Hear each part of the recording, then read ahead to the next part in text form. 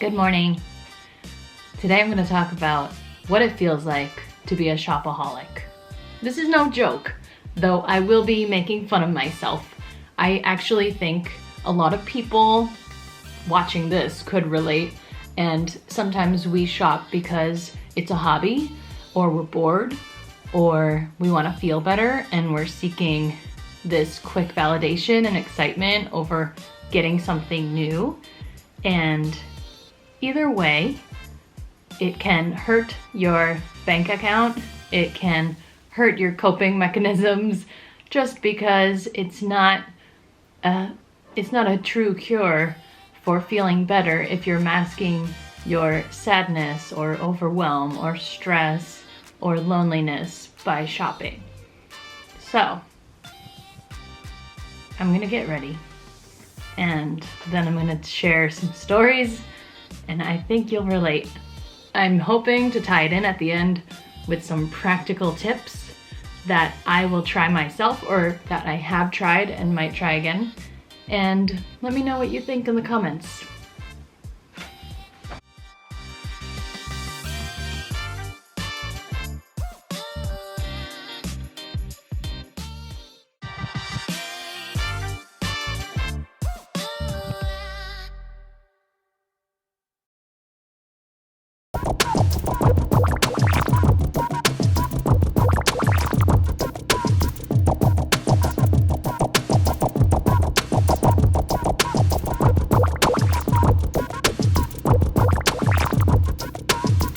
Ready to discuss my feelings.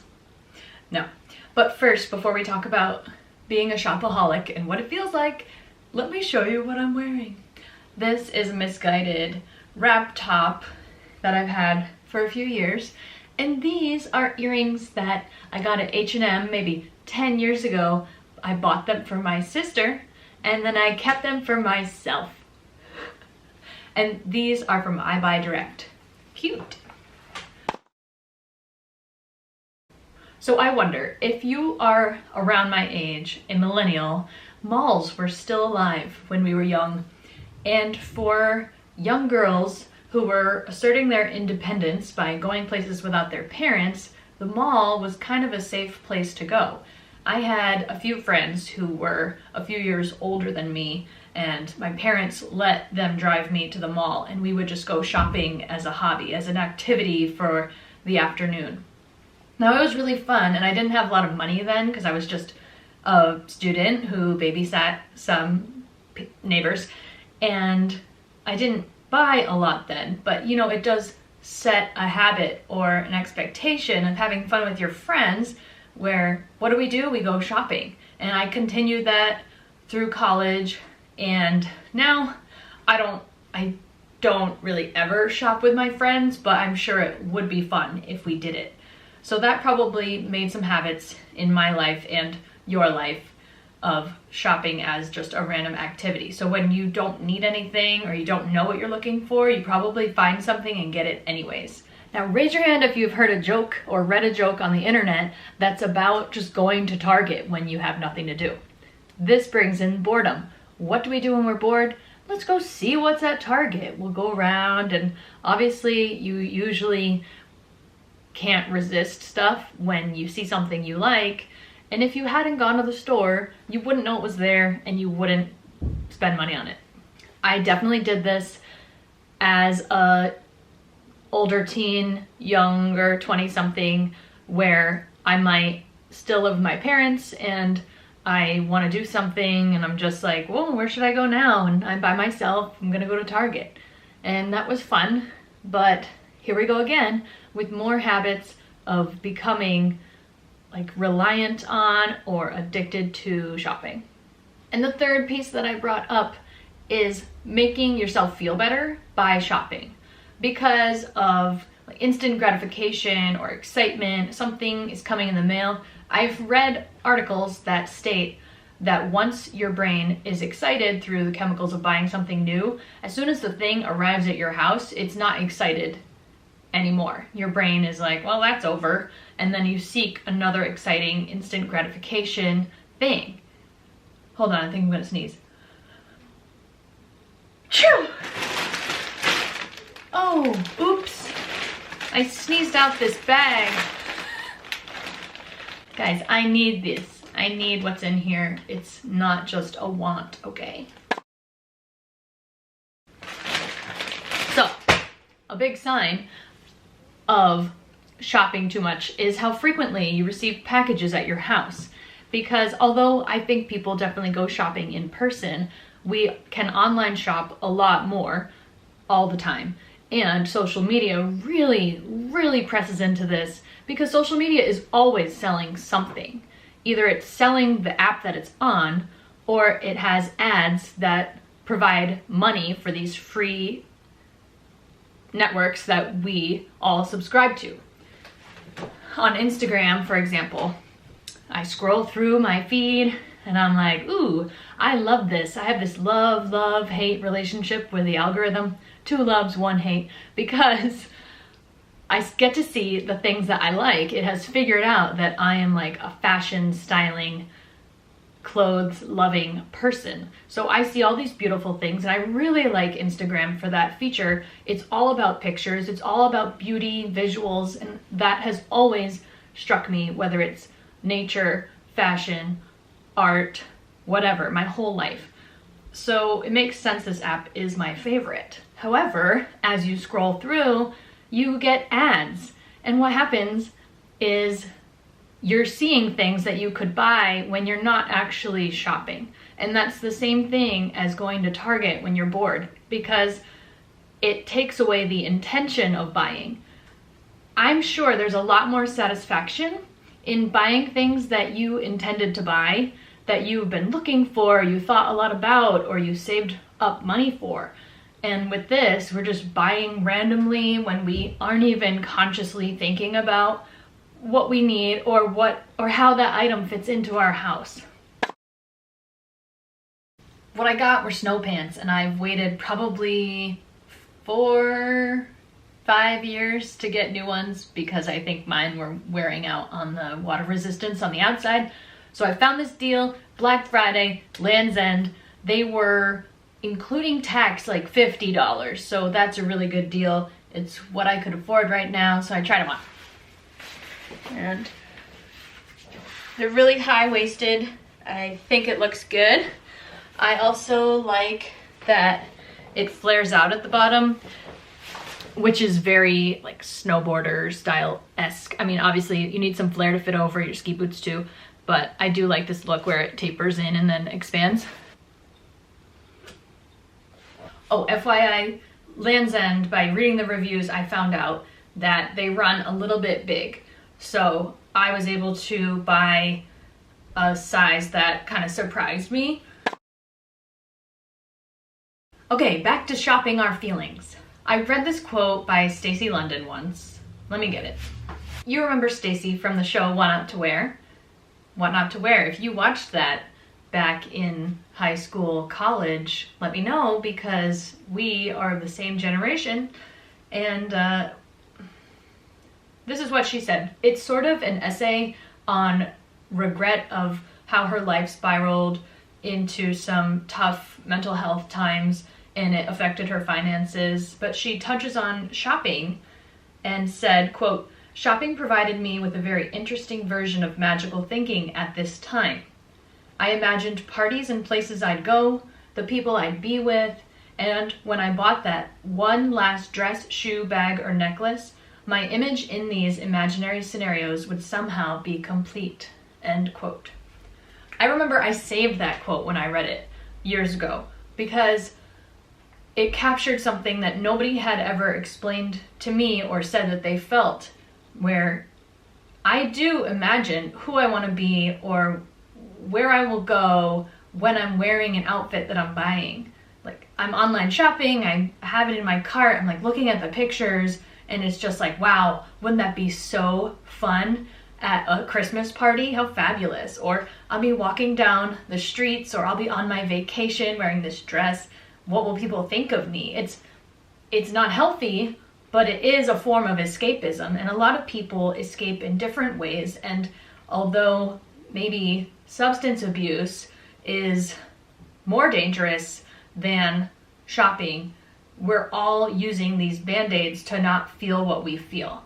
And at some point, like if you're shopping a lot, maybe you're feeling these feelings of like dissatisfaction with your life or incompleteness or just not peaceful, whether it's current stress or struggles or relationships, whatever it is. I mean, we're escaping through shopping, and it feels hard to not shop. Like I have, on the other side of this whole issue, I have this ingrained sense of like self-control and budgeting that I got from my mom. And so I'm really like tight with my money in certain ways. And then this is where I might overindulge, or like I might be shopping, but it's always on sale. And that's like a justifiable thing because it matches the control that I feel I have to have on not spending that much money.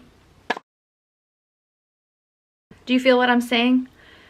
So essentially, like, we need to have coping mechanisms or self-regulation strategies that help us de-stress and feel calm or peace in our lives without actually running to the band-aid thing that we do to feel better. Instead of checking back on your shopping carts or going to sleep and seeing if you're still thinking about the clothes the next day, what if we replaced that habit with another one? Now, I know that this works for other people. Like if you're trying to quit anything, you can replace bad habits with less bad habits or good habits. But I don't really think that every time I want to buy something or shop online that I'm going to start like stretching or deep breathing. I think what would make sense for me is to keep it in line with clothes. So I would go into my closet, and people call it shopping your closet, where if I want to buy something, I'm just going to be like, no, let's put the computer away. I can walk the, 14 feet to my closet and start building outfits just for fun. It is fun for me. And so seeing what I have, seeing what combinations I can make, or just deciding what I'm going to wear tomorrow is, I think, a new replacement habit that I'm going to try. Let me know in the comments if you would try this or if you think it's a good idea. I don't know what I'm doing. I'm just trying something new. Let's go check the mail.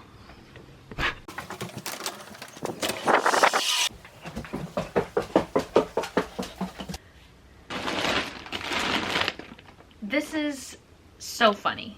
The irony is never lost on me. I've been waiting for these jeans. I was waiting for the size to come back in stock, and it's ironic that there was a package down at the door, but I honestly was not surprised because I've been online shopping a lot, and I know it. It's sort of like this sense of dread where I'm embarrassed over how much I'm receiving in the mail. And I live in the middle of nowhere, so I have to online shop. If I'm going to shop, there are no stores. Yes, I wanted these jeans. No, I couldn't try them on in the store when I went there. They actually ordered them for me at the desk. Thank you, American Eagle. And yes, I do think it's a good purchase. They're on sale. And I have finally realized after several years.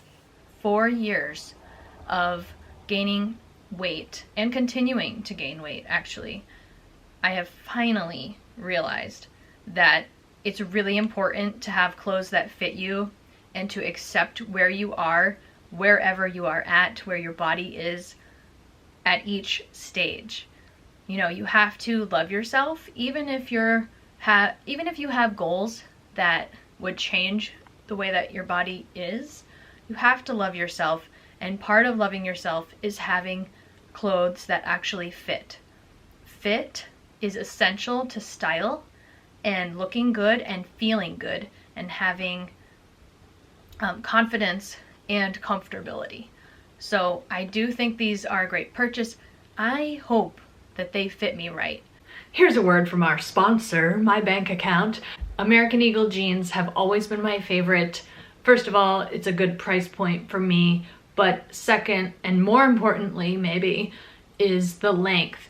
For us tall girls, we need different inseams, and American Eagle has 2 long inseams, which is amazing. So the long is 34 inches and the extra long is 36 inches. Now in the skinny jeans, I always buy extra long, 36 inches. And these jeans are called the baggy, or actually the baggy mom jean. I don't really think they look like mom jeans, but they're baggy and very 90s, and they only come in long, so they can be a little punchy on your shoe. I recommend getting a size up because of the baggy nature. You want it to be baggy and you want it to be like an easy, loose feeling. It would be kind of odd if the baggy jeans fit really tight or fitted. These are the mom jean straight. And so these are my first mom jeans ever. And you can tell on the butt that the pockets are smaller and they're up higher. It's a definite, like, distinct feature of mom jeans. But I do like them overall. I think I'll just get used to the pockets, and I'm really glad I got the extra long in these because they're just grazing the tops of my feet. Let's just talk about feelings of shopaholicism. So what it feels like to have all these packages coming to the door. It's sort of embarrassing. It's like not shame-inducing, but like my mailman does not like me. I mean, I don't actually believe that, but I kind of know who he is, and we talked this summer, and I was hanging out on my porch where he delivers the mail, and this summer he said something like, yeah, I'm surprised I don't have a package for you. And I thought, oh my gosh, this man has noticed how many packages I get and how frequently. Like, he's a stranger, but it's intimate because he brings me the clothes. First off, there's this attraction. It's like, it could be a scarcity mindset where you think, this will be gone if I don't get it now, or this is the best sale I've ever seen. What will happen if I don't buy it now? Or I like this, and if I can't find it again, then that would stink, so I better buy it now. I also think that relates to anxiety, where you're creating like fear of the future. If you didn't have these clothes, now what's gonna happen? There will always be clothes that you can buy, so you and I can realize that there'll be something else that comes along, or if you really like it, you'll remember it and you'll find a new style, or see if it goes out of style. That would be such a waste to buy if it went out of style. The chemicals in the brain are no joke. Like, I do think that shopping makes me feel better. It makes me imagine my future self, who I want to be, how I want to be perceived, how I want to feel. A lot of it is about how I want to feel. And if we associate clothes with how we feel, then we can't feel that way without the clothes. And that's just not true. It's all about mindset, and it's all about changing your mindset. And you have to fill your mind with the messages that you want to start believing. I've changed my mindset about fitness completely. And you can go hear about that on my podcast, Learning and Unlearning. But in this case, with fashion, I have not succeeded yet. I've gone through ups and downs, which you probably have too, with feeling like I'm not going to buy anything, and now I'm buying everything. So it's like sometimes you go through this like shopping fast, or they call it a spending freeze or a no buy. And that is a really good idea. And then when that's over, how do you integrate it back into your life in a healthy way? Because maybe you'll just go nuts like I have been, which is why there are packages at my house every other day. Back in 2017, for that whole quarter of the year, I was not going to buy anything. No clothes, shoes, accessories, hats, whatever. And I succeeded, and I decided it was going so well that I was going to go through the rest of the year. And that was amazing. The reason I started that no buy for the year was because, first of all, I was feeling this huge overwhelm with the laundry. When you have a huge wardrobe, you have so much laundry to do, and it piles up, and then you have to store it, and you have to fold it, and then you have to wash it again. It was crazy, and I could not keep up because my job is one of the hardest jobs in the world. And I didn't have other time or energy to do laundry all the time. I also felt a lot of gratitude for what I had, and I was seeing this excess and realizing I had so much I didn't need anymore. And those things made me want the no buy hard enough, bad enough, and I was able to succeed. I will say there were a few times where I had to like bend the rules, and I'll tell you them now because it's helpful. I went on a trip to France and I chaperoned some high schoolers there. It was really fun. That was in the spring and it happened to be really, really hot. Like all the clothes that we had brought were for rainy spring and it was 80 degrees. And so I bought some shorts and a little like straw hat to shade me from the sun from walking around that much. And that was really smart. I just needed to do it. And then near the end of the year, a friend gave me some of her clothes. People knew that I was doing this. My close friends knew. And this is Lauren. She helped me out a lot. And that was great. And it helped me make it through the year. So I'm thinking, should I do a no buy for the year 2022? It's December 2021. I have just bought a ton of stuff and my finances are definitely tight. Now, I'm going to talk about that in a second, but what do you think? Let me know. Do you want to do a no buy together? How long could we make it? Let's be realistic. Nothing crazy. Maybe we'll make it to May. I don't know. Let me know. Do you want to cut the year into thirds? Just in the comments or DM me at the sassiest Sam. I am wondering, what should we do? Or what do you want me to do and report back on? You can also freeze your credit cards if that's what you use. Discover is my favorite. I have a card with travel miles. It's the prettiest card. I got to choose the color. There's a referral program. Like if you open an account with Discover through my link below in the description box, we each get $100. They are super secure and they communicate about security checks and ask about purchases that seem weird. They'll like text you if you allow them to text you. The interface on the website is the best that I've seen. The messaging back and forth with people who work there is the best I've seen. The statements are easy to read. It's just the best. So anyways, I've seen the freeze button on there and I'm tempted to push it. More about feelings of shopping and the back and forth that goes on in some of our heads. Sometimes it feels really good to be able to buy something and assert your independence and your choice of buying whatever you want. As a person who lives paycheck to paycheck, as my tiny salary increased, I realized I could afford to buy something, give myself something that I could have never afforded before, and that's really rewarding, and I think it should be celebrated because you've earned it, you know? You have accomplished something and you've worked really hard and you have the right to buy what you want with your money, but this level of guilt that some of us feel won't allow us to feel happy about what we buy, and that can be frustrating too. I was scrolling the other day and on Instagram and there were some ads. I always click on the Banana Republic links, like always. But I saw a Coach ad and I don't own anything from Coach. I don't usually buy luxury brands. Their post actually says, it's like a reviewer or buyer saying something like, the bags are so cheap, you can buy one for yourself and one as a gift. And my first thought was, that's stupid. It probably costs way too much money. My second thought was, if I could afford it, I'm not gonna spend as much money on you as I would on me. And then my third thought was, click. Like I went to the site. I went to go see, and the bag was $150 and it was sold out in every color. And I was just like, they got me. Sometimes you're about to check out online, right? And you feel this sense of dread.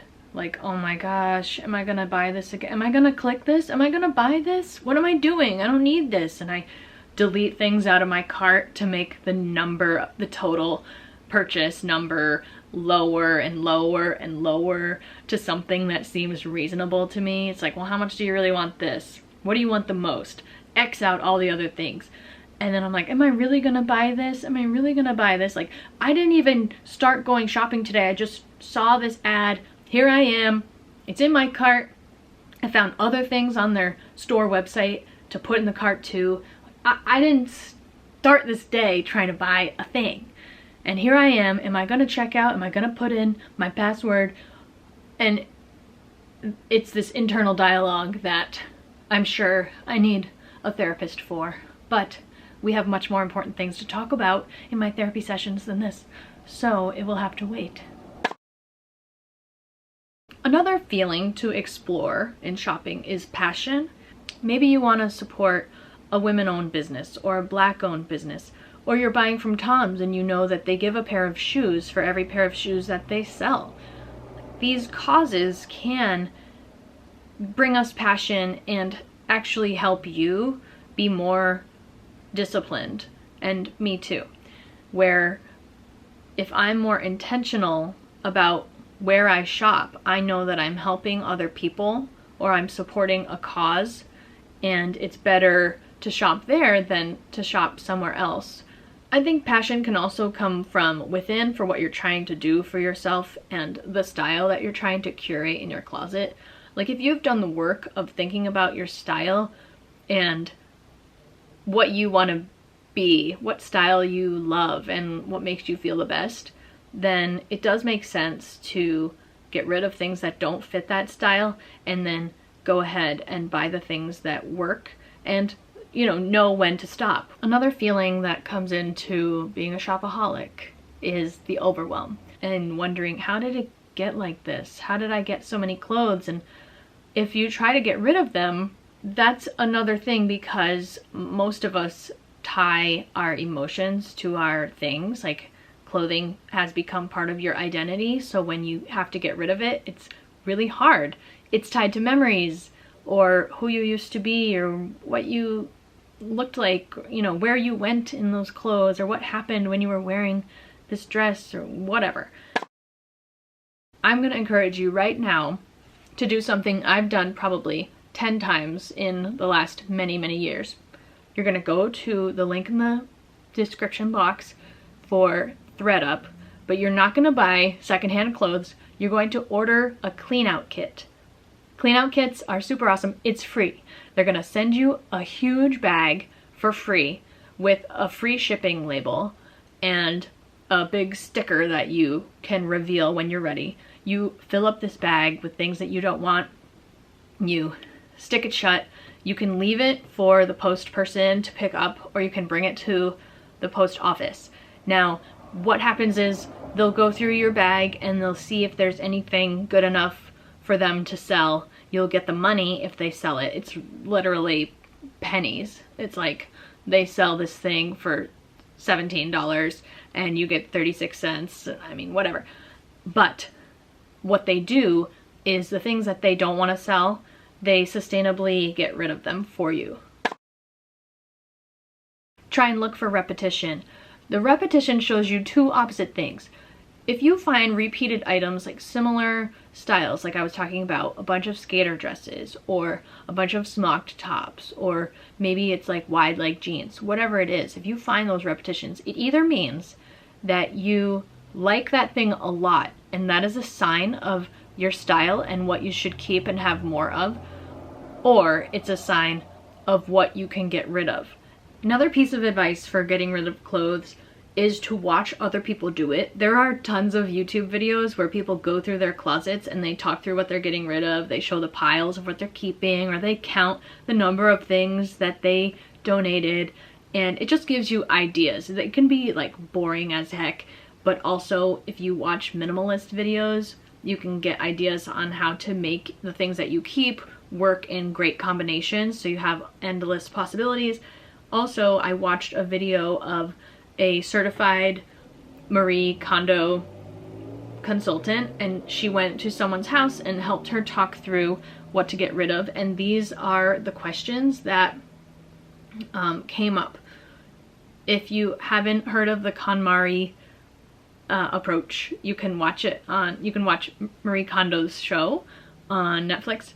Question 1, does this spark joy? So you're supposed to like take the thing off the hanger and open it up and then feel it and see if it sparks joy. Like, Does it make you say, or like, not my favorite, or this makes me feel like crap because it doesn't really fit, or it squeezes my waist, or, you know, that feeling of joy, you know it. You know it. It might sound cheesy, but it's a good benchmark because it's not just like, this is okay, or this is neutral. It's above that. Like, I love this piece. Question 2, does this improve my life? Now, I'm not really sure how this works in with clothes all the time. Does it improve my life? Why? I'm trying to understand that one. Let me know if you know. Number 3, would I buy this right now? That's a great question because some of the things we've had for a long time and our style changes, or they don't fit, or it was a trend and it's no longer. Would you buy this right now? Or was it an impulse buy from a long time ago, or even a month ago? Was it a mistake? Would you buy it now? If the answer is no, it can go. I feel like this video has so much possibility for interaction. Like, I've already asked you to comment a bunch of things. So here's the last thing I'd like you to comment. Should I do videos on how to determine your style? How do you figure out what you like, and how do you curate your closet? Should I do videos on getting rid of stuff and decluttering my closet, or do you think that's boring as heck? I really want to go to some of my friends' houses and help them go through their closets and decide what to keep, because I think like having more than one person on a video and like seeing how I can help someone else would be really, really fun. So let me know, out of those 3, which ones would you be interested in watching, or all of them. And thanks for watching. If you are a shopaholic, you are not alone. We're gonna try some of these practical tips, not starting with the closet declutter until I really have time, but definitely starting with the no buy. Peace. Oh, did you like this video? Can you press the like button? Please, please, please. Do you see that I'm a new channel and nobody watches these?